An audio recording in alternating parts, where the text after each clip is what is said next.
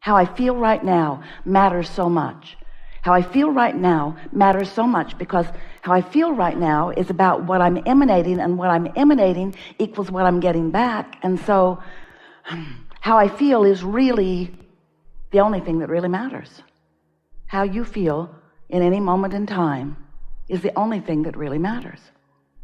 Most humans don't know they have control over that, because most humans, we love you so much, you are conditional in your now. The way you feel right now has so much to do with conditions that you are living, that you are comparing one to another, that you are remembering, that you are regurgitating, that you are emphasizing, sometimes unnecessarily, that you are exaggerating. You exaggerate things to make points with others who don't get it.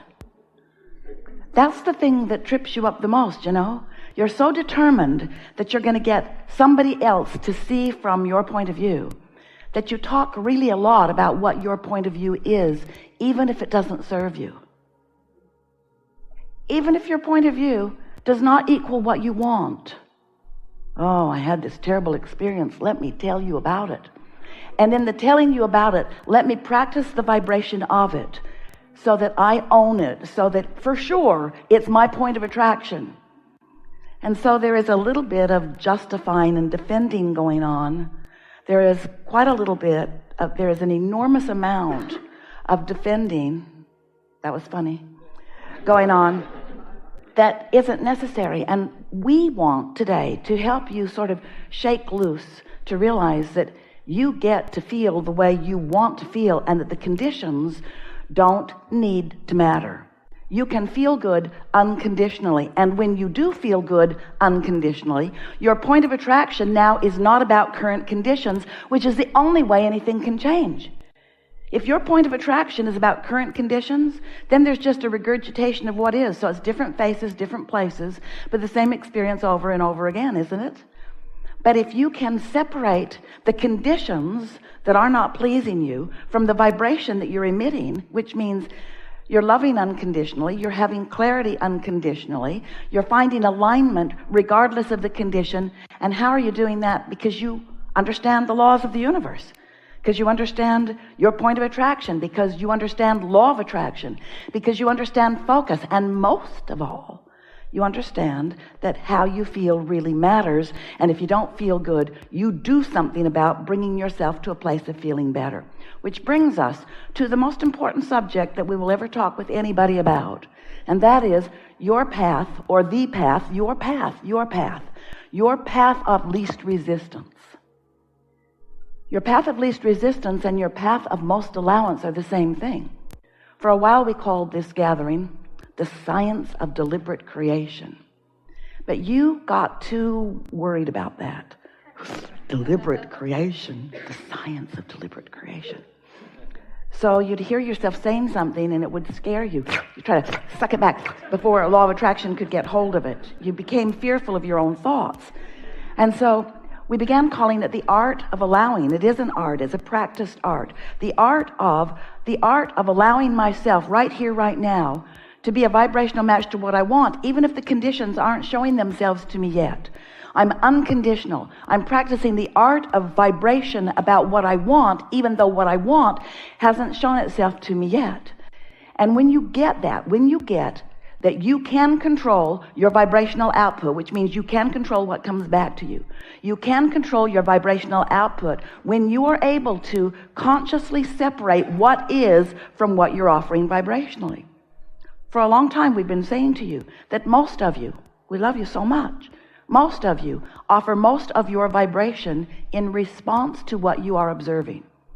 And that makes you, as a people, feel like you have to control what's going on out there.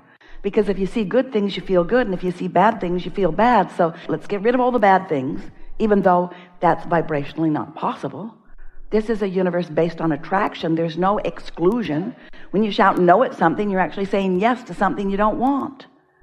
Vibrationally, because there's no yes or no in your vibration. There's just attention to it or not attention to it, you see. So when you understand the laws of the universe, and you understand, and this is the most important piece that you got to get for any of the rest of it to make any sense, You are source energy in this physical body, and the source energy part of you is active and emitting a signal. In other words, your soul is with you all day, every day. That source energy part of you is emitting a signal that law of attraction is responding to. So when life caused you to say, I don't like not having enough money, I want more money, the source part of you began emitting a signal about more money. So every time you notice you don't have enough, since source is noticing that there is plenty, there's a discord within you that you feel in the form of negative emotion. Everything is like that. Your inner being has an opinion about everything that you have an opinion about. And law of attraction is responding to both of those vibrational focal points. And that's what equals your guidance system. So you can tell when you're on point by the way you feel. You feel great. You feel clear-minded. You feel sure-footed. You feel fun, eager, alive, vital. You feel light-hearted and happy. You feel determined and sure-footed. You feel enlivened. You feel empowered. You feel invincible. You feel sure. And if you feel anything less than any of that, that means you're focused upon something that's enough off from who you really are and what you really know to be, that you are introducing resistance, which is the opposite of allowing, into the equation. And so in the moments of those negative feelings, you're not practicing the art of allowing. You're not practicing the path of least resistance. You're practicing the art of resistance and the path of most resistance, you see. So as we sort this out today, it'll be fun. We're eager to talk with you about anything that matters to you. Nothing is off limits. You will notice a perfect unfolding as we are playing together. And you'll also notice that sometimes someone who's sitting here will represent something that matters to you, and the dialogue that we will have will be just what you're looking for. So whether you actually sit in this seat and visit with us or not, it is our promise to you that we know where you are. We know what you want. We know what you have created vibrationally. We know that the life that you have lived has caused an expansion of you. And we know that the way you feel is about how well you are in any given moment in time, keeping up with that expansion. And so our job here today is to help you get hold of a piece of a thought that softens your resistance and helps you to find the path of least resistance. That's what any friend does for any friend. Amplifies the allowing part of the equation, which means no pointing out problems, no really being a sounding board for problems, just getting as quickly as possible to the point of what you want, and then finding the path for you of least resistance. And that's the most interesting thing about life, isn't it? Your path of least resistance isn't necessarily like anyone else's, and it isn't necessarily like your own was just a minute ago. In other words, the path of least resistance is about from where you are right here, right now, to where you want to be. And where you are right here, right now, changes. For example, let's say that you are employed and you are not happily employed. You don't like going there. You don't like being there. You don't like doing what you have to do while you are there. So it doesn't feel like the path of least resistance for you. So you've come to one of these gatherings and you've heard Abraham say, it's important to follow your path of least resistance. And you say, okay, I don't like being there, so I'm not going to go there anymore. And we say, well, let's talk about this before you turn in your resignation. Let's talk about if it really is the path of least resistance. In other words, we know you don't want to be there. You've just told us that you don't want to be there. But we also know that you have some financial responsibilities and some people that you are tending to, maybe financially. And so just quitting that job, is it really the path of least resistance? And by that we mean, would you feel better or worse by doing that? Well, in a abrupt moment, you might say, better, way better. I'd feel way, way better, way, way better. But you might have quitter's remorse because it really isn't the path of least resistance from where you are right now. Long term it is. Long term, you might say, I'm not always going to be here. That's the path of least resistance. Long term, you might say, this is temporary for me. That's the path of least resistance. But if you say, I'm leaving here today, and you don't have anything else figured out, that's not the path of least resistance. So what happens with so many humans is that they are trying to figure out what behavior is right and what behavior is wrong.